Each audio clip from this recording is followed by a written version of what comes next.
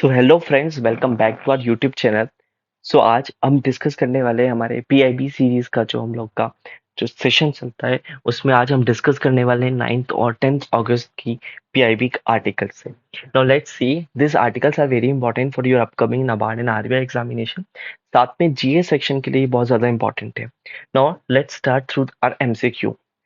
Recently, where did INS Tamal complete a port call from 6 to 9th August 2025? तो recently हमारा एक INS तमाल है, वो कहाँ पर गया था और उसने अपना पोर्ट कॉल कंप्लीट किया है। तो recently it went to Casablanca, Morocco. So this is an important thing.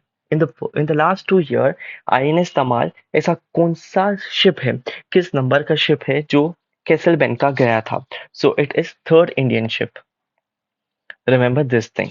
Now, on departure from Casablanca, the ship undertake a passage exercise with Royal Moroccan Navy ship Mohammed 6.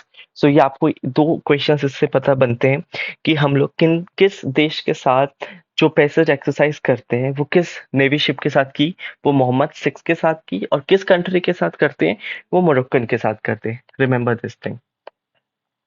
Now, what is the population of Asiatic lion in 2025? So why Asiatic lion is important? क्योंकि recently we have celebrated the World Lion Day. So कितने lion हमारे शेर हमारे देश में थे? तो recently अभी बताया गया कि 891 Asiatic lions हैं, और majority या 100% जो मिलते हैं ये गिर के नेशनल पार्क में ही मिलते हैं या उसके आसपास के वन्य अभ्यारण्य क्षेत्रों में मिलते हैं. Remember this thing. When did we celebrate it? We celebrated on 10th of August. World Asiatic Lion Day. World Lion Day. In which state is the Brahm BML rail manufacturing hub being established? अभी recently you have seen कि defence minister के कई सारी speeches हमारी news में थी कि he has said that, और धमकी दी है, ट्रम्प का नाम लिए बिना कुछ कहा है, सिर्फ न्यूज आर्टिकल देखे होंगे. तो वो एक्चुअली वो रेल मैन्युफैक्चरिंग जो है वो हब की उद्घाटना करने गए थे, और वो कहाँ करने गए थे? वो करने गए थे मध्य प्रदेश में.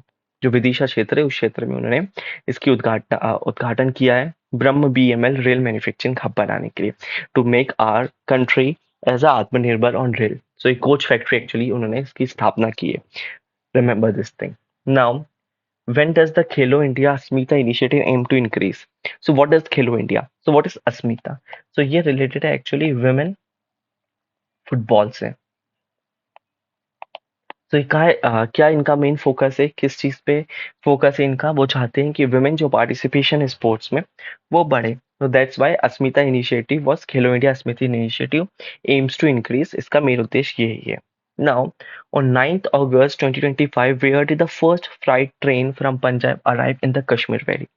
तो that is very irony for India कि पहली बार भारत में ही रहते हुए पहली मालगाड़ी, फ्राइट ट्रेन मालगाड़ी होती है जो कश्मीर वैली पहुंची है. कहाँ से? पंजाब से. कब पहुंची? 9th अगस्त को. सो पहली फ्राइट ट्रेन पहुंची है पंजाब से, और उस ट्रेन कहाँ पहुंची है? ये पहुंची अनंतनाग. उसका नाम है जगह का Anantnag good shed. So remember this thing. पहली ट्रेन है, कहाँ से पहुंची? पंजाब से. Now, on which date was the World Sanskrit Day was celebrated? Recently Sanskrit day कब सेलिब्रेट किया गया? कब सेलिब्रेट किया गया? 10th अगस्त 2025. ये डे क्वेश्चन आ जाते हैं कई बार जीए में. तो 10 अगस्त को सेलिब्रेट किया गया world Sanskrit day. What was India's all-time high annual defense production figure in financial year 2024-25? So हमारा अब तक का सबसे बड़ा हमने डिफेंस प्रोडक्शन में, क्योंकि as a country we are focusing too much on the Atmanirbhar Bharat, और उसमें डिफेंस एक बहुत बड़ा कंपोनेंट है हमारे लिए. तो उसमें ही इंडिया का all time high annual defence production जो है वो अब तक के सबसे बड़े स्तर पर गया, वो था 1,50,590 करोड़. Remember this thing. तो ये बहुत बड़ा एक डिफेंस एनुअल प्रोडक्शन था, ऑल टाइम हाई. और सेम जो है वो कब हुआ? 2024-25 में, this financial year only. Remember this thing, it's an important one. Now, what share of total, जो भी हम लोग ने ये काम किया है डिफेंस प्रोडक्शन में, जिसमें पीएसयू का क्या रोल है, पीएसयू का कितना कंट्रीब्यूशन है और अदर पीएसयू का कितना कंट्रीब्यूशन है, तो 77% पीएसयू का है और 23% एक्चुअली प्राइवेट का है. Remember this thing. This is an important. Now, another question. Where was India's first state-of-the-art animal stem cell biobank inaugurated? तो पहली बार कहाँ पर art animal stem cell biobank inaugurate की गई है? वो इनॉग्रेट की गई है हैदराबाद में. पहली भारतीय. Remember this thing. Now which mission supported for the expansion? तो ये जो है वो किस, जो हमने फैसिलिटी एस्टेब्लिश की है, वो किस मिशन, कौन सा मिशन इसको सपोर्ट करता है, ये क्वेश्चन है बड़ा. तो इसको सपोर्ट करता है नेशनल बायो फार्मा मिशन.